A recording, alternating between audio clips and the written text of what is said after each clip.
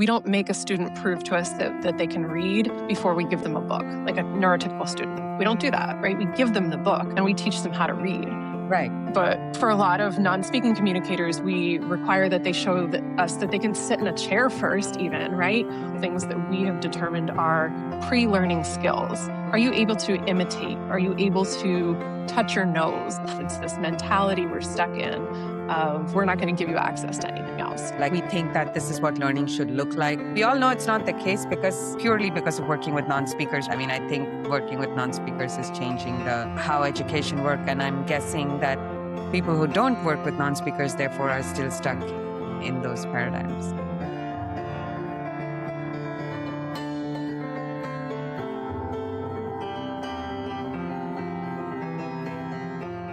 Welcome to Nonlinear Learning, the podcast where we destroy assumptions about autism and Down syndrome and question learning disabilities entirely and rethink what is possible when education is implemented well. I'm Dr. Vaishsarathi. I'm a math and science educator. I'm a TEDx speaker and mom to a non-speaking autistic teen poet with Down syndrome.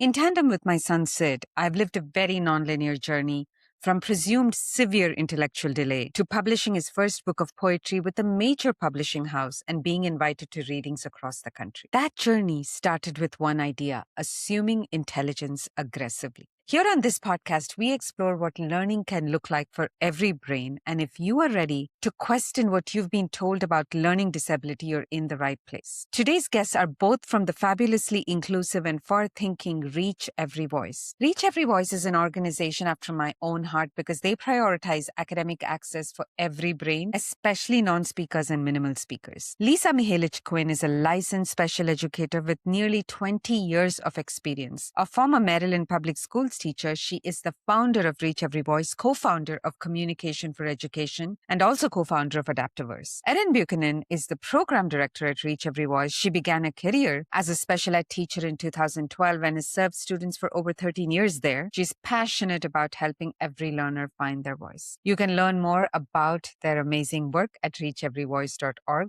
Listen on.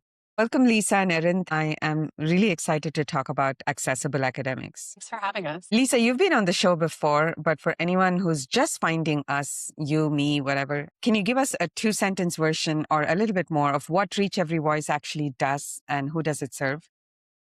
So Reach Every Voice is a multifaceted practice. We support students in person in group and individual sessions in our offices in Maryland. We have an office in Gaithersburg and Severna Park, Maryland. And Erin is our program director there. And we also support folks in a variety of ways, virtually and through some of our nonprofit and grant-supported initiatives. One of those, I'm excited to talk about today. But we do a lot of work to help make academics and academic instruction accessible for non-speaking learners or learners with communication access need. Everybody on our team is an educator by trade, a former educator, or involved in education in some way. And we all came from places of seeing how that was kind of lacking in school systems and wanting to understand how we could really bring real academic access to students who have higher support needs. So those are some of the things we're working on. We got a lot going on, but yes. Yeah, that's why we're here today. Those are things very dear to my heart. Erin, you're the program director. I was going to ask you, can you tell us a little bit about what your daily work looks like with students? My favorite part of my day is when I get to work individually with clients. I also run one of our group programs in Gaithersburg. It's called Co-op.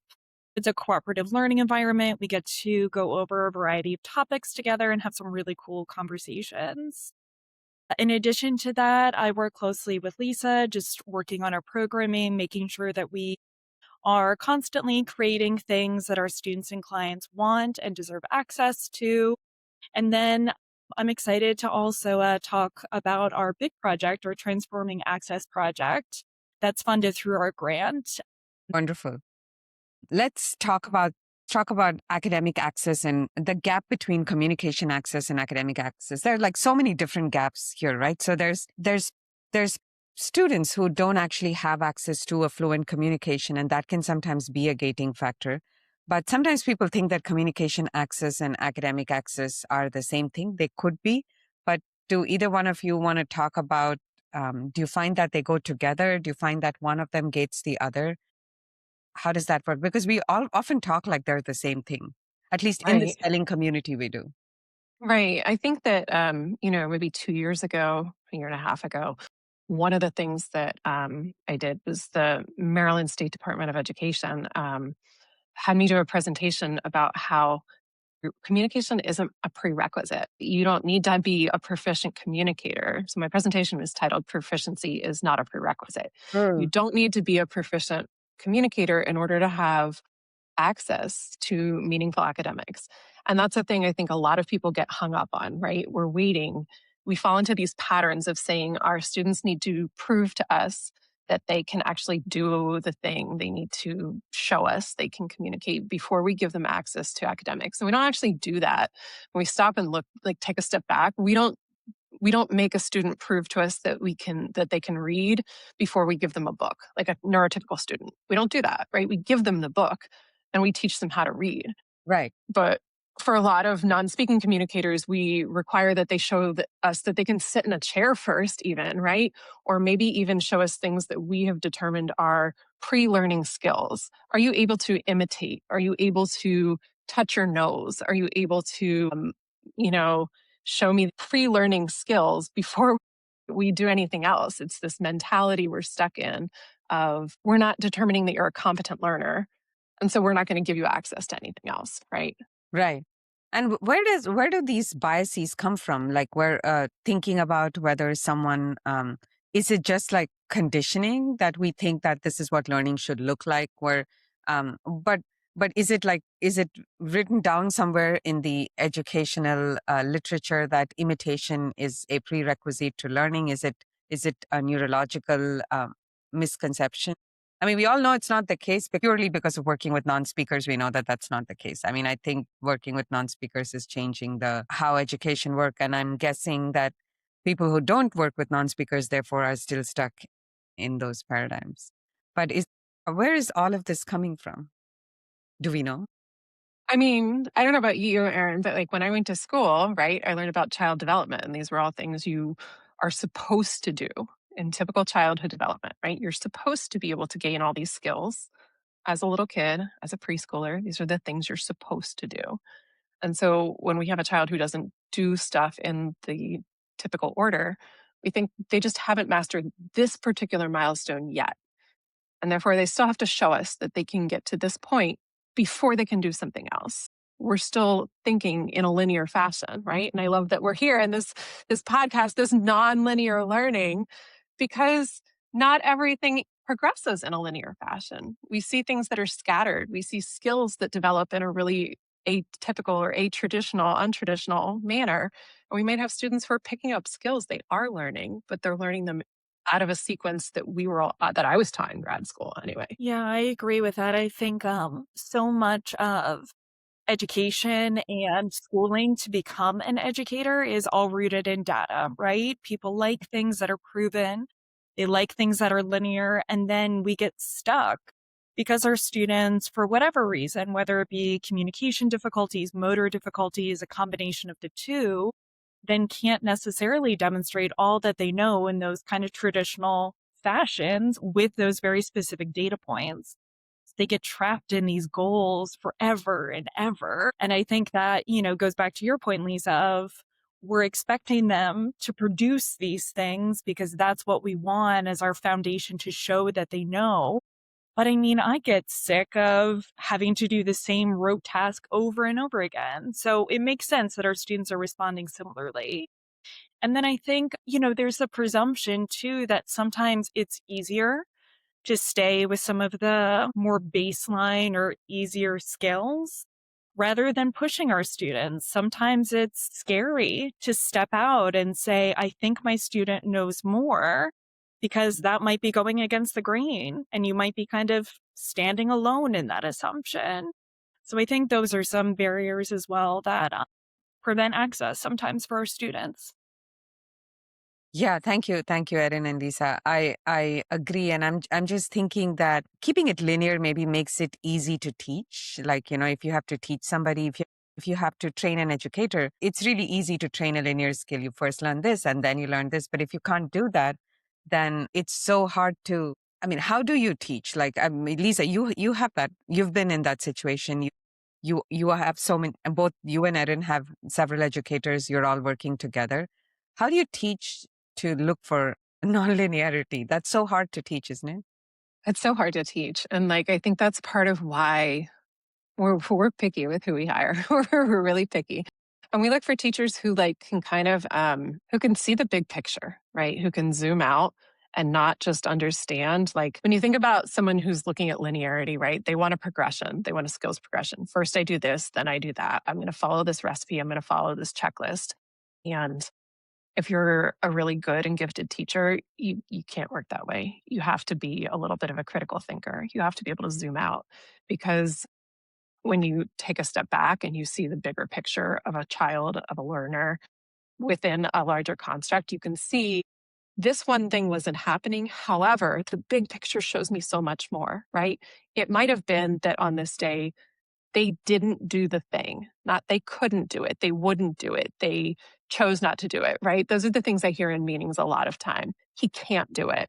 She wouldn't do it. She won't do it. She chooses not to do it, right? But that's the data that like gets presented a lot when in reality there's so much more happening. Have to kind of be the kind of person who can step back and be willing to say, what else is happening? What else is going on? Like, yes, we are doing some really good things, but there's more going on here, right? What's going on in the environment? What else should I be doing? Like, just because we're stuck on this one skill, what else could we be doing, right? What else could we be looking at? How else could I teach this child? And like I say this a lot, is the people who are the most successful teachers with their students are the ones who can think outside the box, who can say, this thing isn't working, but we're not stuck here. We're not going to stop here. And you spoke about the bigger picture. So through all of this internal or external conversation they're happening, that this is not working. I may not even know why this isn't working, but we have to move on in some case. Yeah. Yeah. And that's, I think Erin mentioned data, and like you use the word trapped, Erin, right? We get trapped by our data sometimes.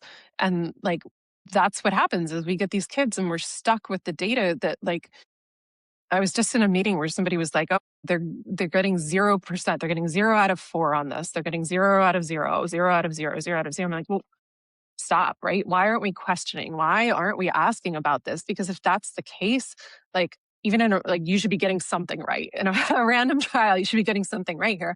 But like, let's ask more questions. Like let's ask what's going on, and like let's not just stop here. Let's not just stop and say this is what the child is capable of.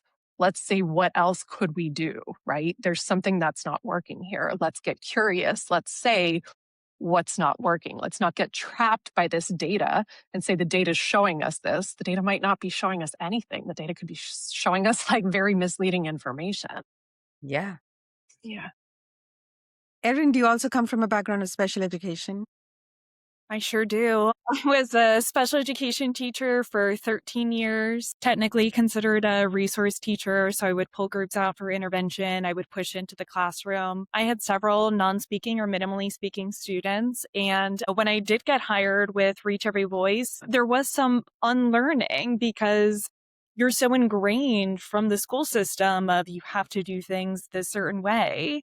And Lisa's right that you do have to, being flexible is a skill. I do think it is somewhat innate. You can learn it, but you do kind of have to take a step back in a session and say, you know what, this isn't working. The student is, their body might be dysregulated, and you just have to try to do some different things. But honestly, that's been the most freeing, and one of my favorite parts about working with Rev and with our clients is that it's all about communication. There's no performative measure whatsoever. So if my student just wants to listen to me read a book, awesome. Time well spent, because then we're building our connection and our rapport. We'll have something to talk about next time. So it's really just giving access to who we're working with while still meeting them where they're at and giving them what they need. So Lisa talked about data, and Erin, and both of you having worked with special education, you know all about data because it's all about data collection. I think this is actually a good segue. Thank you for bringing up data collection because we could really call this, and you were talking about traps, Erin, too. So we could just call this whole conversation, maybe this podcast episode, the data trap, because I'm looking at all of these people who are making these, like, in my mind, that are pseudoscientific arguments about, oh, but the data doesn't show.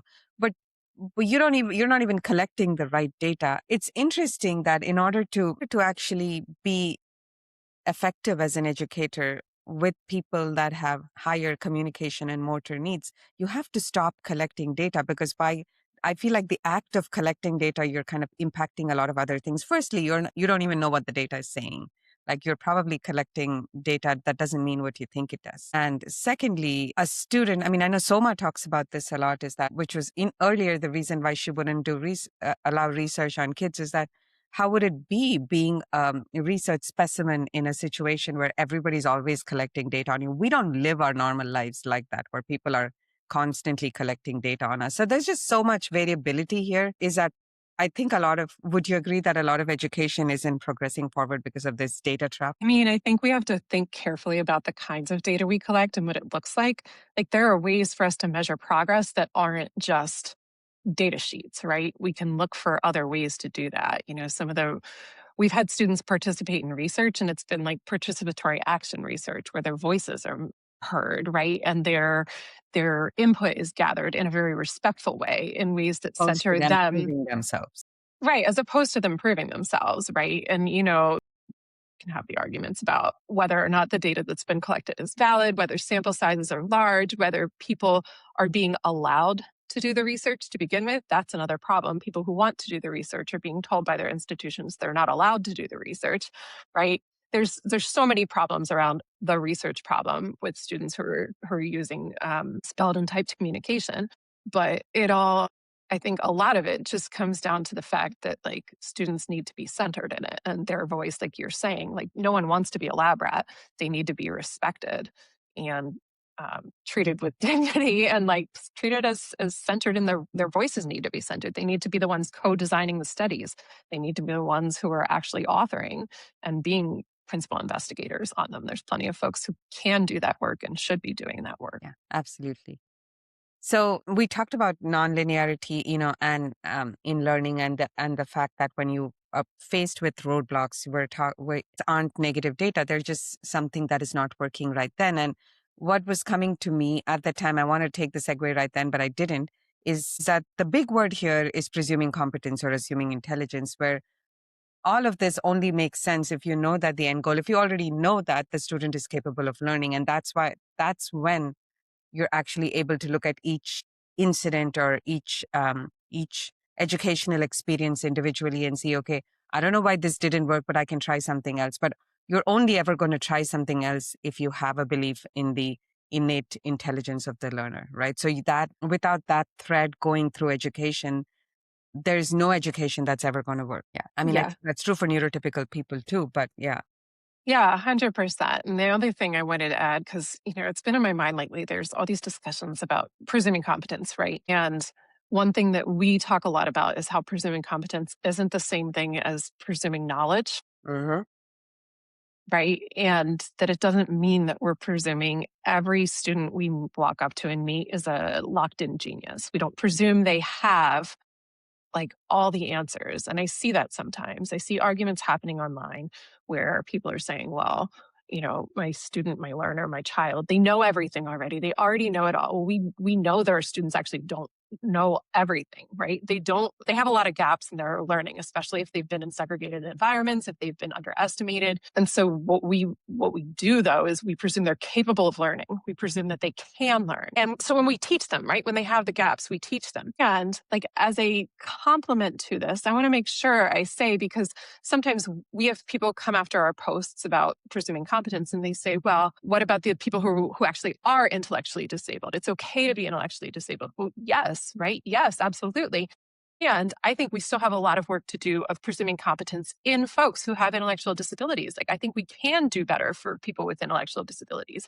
I think that these school environments, the learning environments for people with intellectual disabilities, still deserve to be elevated and still deserve to have better, more enriching content, because that presumption of competence should still hold there, right? It is still the least dangerous assumption for all environments. Yeah.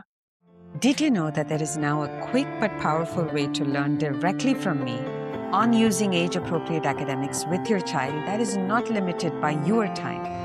If you're on board with teaching your child complex academics, but it is hard to start, or if you find yourself getting stuck in patterns that don't work, I invite you to work with me. My app Nonlinear Learning is now on studio.com. You just need to navigate to studio.com/Vaish and enroll. It is, and I don't think we even understand intellectual disabilities. It's always been an umbrella term that's used for a very large group of people. So it isn't something that we can argue for or against without like a really deep dive into what exactly is it, who is intellectually disabled. And even for that umbrella term, we have things like universal design for learning, which are really not very used as much at all. So like not many schools use UDL even. They don't. Right. Right. You brought up a semi-controversy, like people swinging from the pendulum of, I don't believe in my child at all, to like, my child knows everything. And maybe that's just natural in this world that we just end up swinging between one extreme and the other is like, either my child has like no ability to understand or he's a genius, right? So that's just maybe human nature is like, we're compensating for one or the other. I think was it you, Lisa, that recently wrote about presuming competence itself becoming conditional in some parts of our field, even within spelled communication modalities. Do either of you want to talk about what conditional presuming competence looks like? We know what that looks like in the larger system where we're looking at, this child is not making eye contact. And both of you referred to several examples where they're not imitating skills and they're not sitting in a chair. So, well, there's that level of there's the more basic level. Does it keep getting subtler? Do we keep adding roadblocks as we I go? can talk about what I meant, and then maybe I'll let Erin talk about like what it looks like that's different at Rev. Yeah. So one of my growing frustrations is that we get a lot of families who come to us who say, I was going here somewhere else. I was working with this other person, and we were told, and then this ties back to the data trap, right? We were told my child is not allowed to leave this board or this stencil or this thing until they demonstrate that they can do whatever it is for so many sessions and it sounds very much like what we were seeing in schools, right? You have to prove your ability to do X number of things for X number of days over X number of sessions. Yikes. I mean, I remember walking to Erin's office after having one of these phone calls and being like, this would be like me telling a 16-year-old, imagine a 16-year-old showing up for their driver's ed test, parallel parking the car, right? Like, oh my God, I did it. I did it once. And then being like, good job, come back and do it again tomorrow. Yes. Come back and do it again the next day. Come back and do it again the next day. And like, you have to show me you can do this for 4 days in a row, right? Show me you can do it 4 days in a row, 4 consecutive days in a row. That teenager's going to be like, I'm getting an Uber, right? Forget this. I don't need my license. I'm not going to do this 4 days in a row for you, right? I don't need this hassle in my life. And I think about that analogy so often in how it applies to all of our students who are sitting in classrooms or sitting in another clinician's office, being asked to do the same thing they just did once successfully or twice successfully. And they're being told, I got to do this again. Are you kidding me? I got to do this again for you. I got to prove it to you again. Right. And so that to me personally is frustrating. That ties back into let's get creative. That ties back into what is the data actually showing us? So, we don't do that at Rev. And I'll let Erin talk about that a little bit if you want to. Yeah. No, I love how you set that up, and I love the driver's ed analogy. It's so true. One of my favorite phrases that Lisa uses is that here at Rev, we're method agnostic. And that's so true because we're not going to meet any family or any client and say, you have to use this board and you have to sit at this angle and you have to point with this finger. We're going to meet you where you're at. And we talk with a lot of our clients too about how, and I think you see it in our communication for education course as well, that you might want to communicate using one board, one stencil, whatever it may be during that session. You might want something totally different the next time, and that is perfectly okay. We're not going to limit you. We just want to find a reliable means to communicate with you so that we can really get at what you want and what you have to say.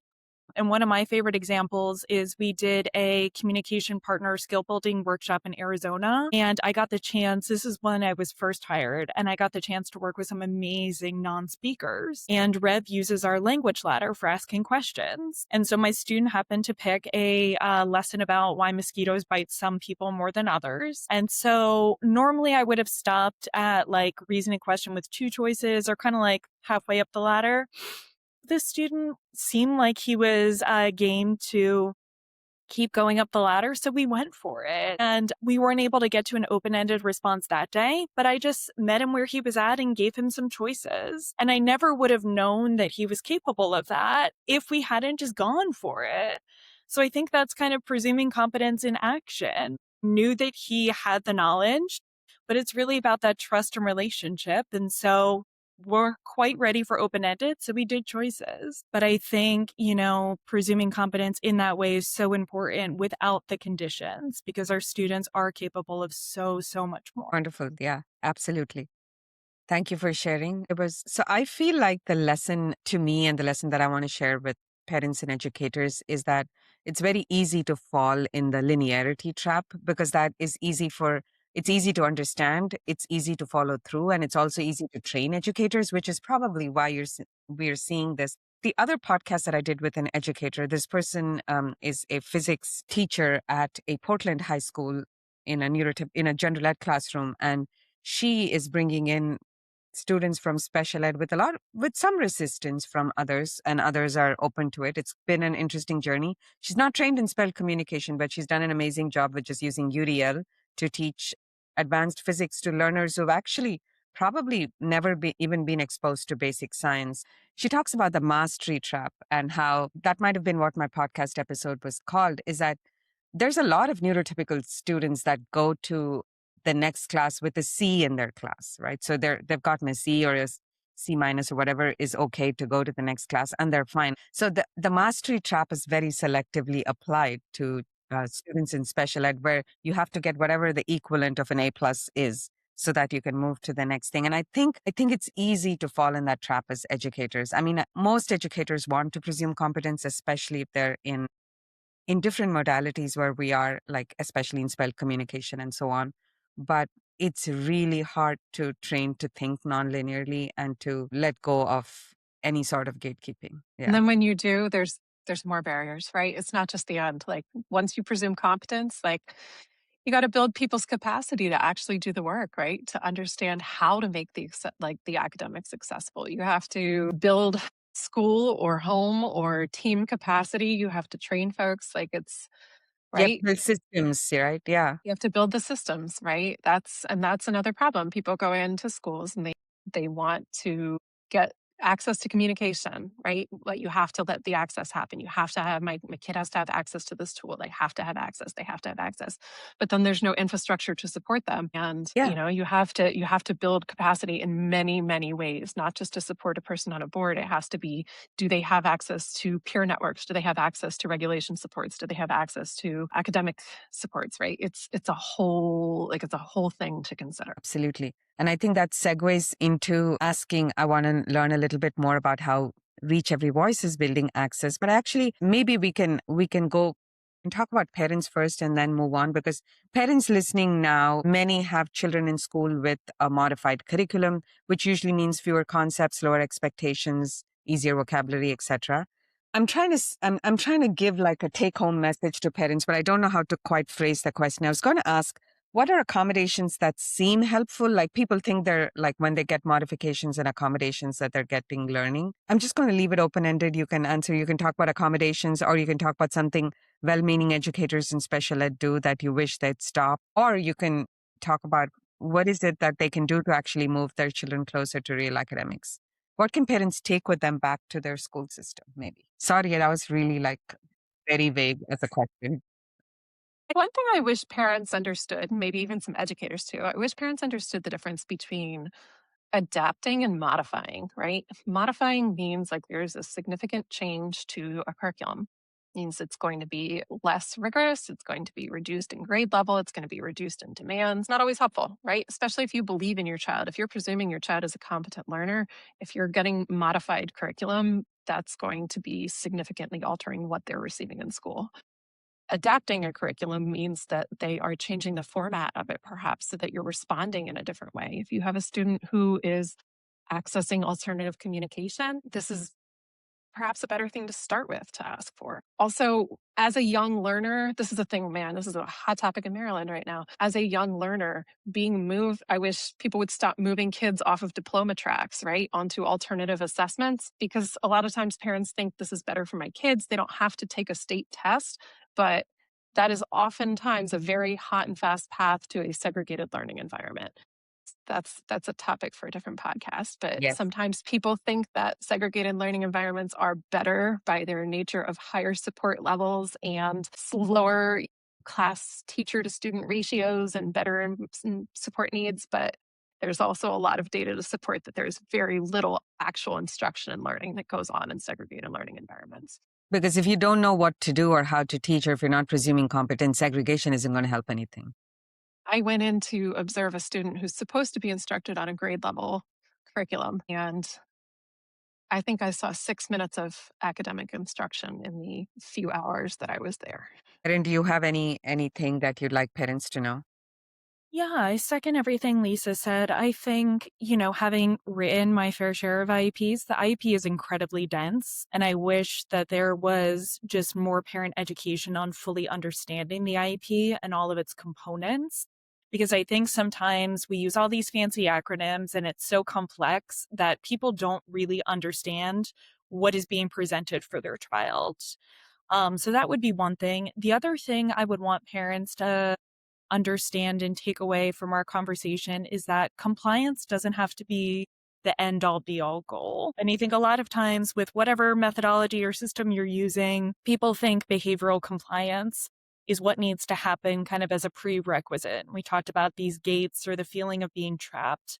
And I think sometimes we trap these students in these compliance heavy systems or procedures, and without fully understanding what the body needs and what the brain needs in terms of regulation and sensory support. And I wish more families understood that compliance doesn't have to come before academics or having access, that we can work on both simultaneously while still giving the student what they need. Wonderful. I love that.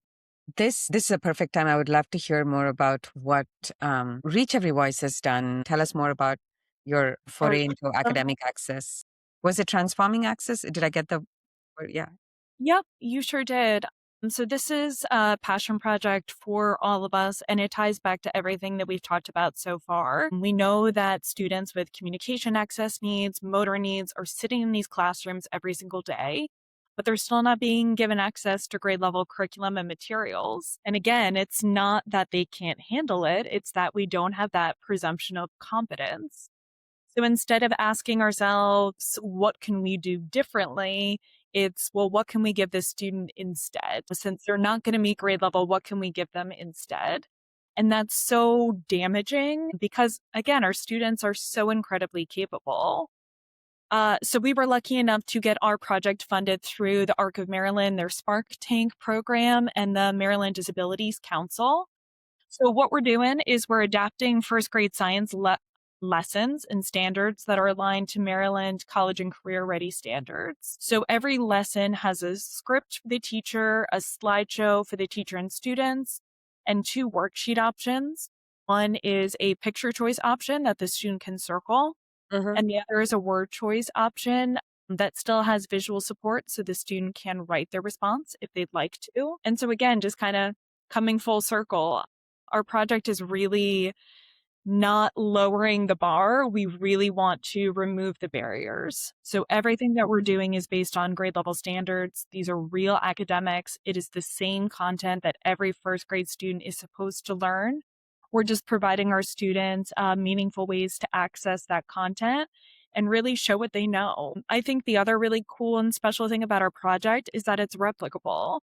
We started with science because there are a fair amount of standards for us to choose from, but it's very easily scalable. So we can adapt it to social studies, potentially math down the road. So it can really be made to fit any grade level, any subject, any population. And it just goes with Rev's, fundamental belief that every single learner deserves to be taught, not just included, not just sitting there in a classroom, but meaningfully taught with grade level. Thank you for sharing. That's really exciting. We think so too. Yeah. Is there anything else you'd like to share about anything coming up with Reach Every Voice to the audience? Well, so that project is in a pilot right now. We'll be able to release things hopefully this fall for first grade, so that there'll be a bunch of part of the science curriculum will be free access, and then the rest will be available for folks if they would like to purchase. We've had an accessible academics course for years that's out there. It's still one of our most popular, like 10-week, 10 module parent courses to help people get started at home. We have a phonics for non-speakers course that's been very popular, helping people get started. And we have all of our summer courses. And our summer courses, I think one of the best things about them is we have a 8-week summer series that's always been like one of our great classes to bring people together. We time it so both East and West Coast folks can join. And it's a 1-hour class scaffolded for everybody to be able to participate, whether you are just an early communicator or you already have fluent communication skills. And we have a variety of topics for, I think really interesting things for people to be able to engage with. I agree. Sid and I have been to a few of those courses and we've Yeah, had a lot of fun. Yes. they're fun. Yeah. Well, thank you both for coming to Nonlinear Learning. This was probably one of the few episodes that we actually delved into the nonlinearity of learning specifically. So I love that. Thank you so much. Yeah, thanks for having us, guys. It's good to talk to you. Thank you so much. Thank you for listening. If you enjoyed this episode, follow along, like, subscribe, share, or drop a review, whatever feels right to you. But I'll talk to you soon.